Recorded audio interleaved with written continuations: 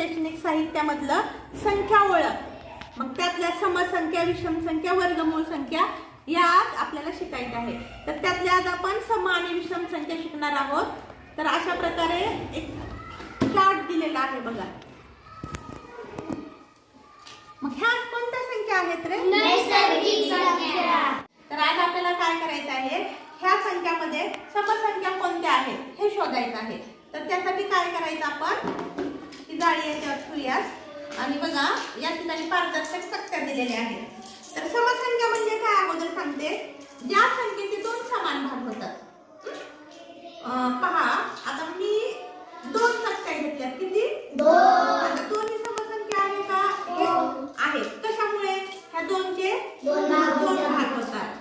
म्हणून ही दोन संख्या सम आहे म्हणण्याच्या ही तक्ती ठेवली. आता पहा मी किती घेतल्या तक्त्या? दोन समान भाग होतात का? हे दोन हे दोन, म्हणून चार ही पण कशी आहे? समसंख्या आहे. आता तुम्ही काय करा, ज्या संख्येचे दोन समान भाग होतात त्या संख्यावर तक्त्या ठेवा. ठेवा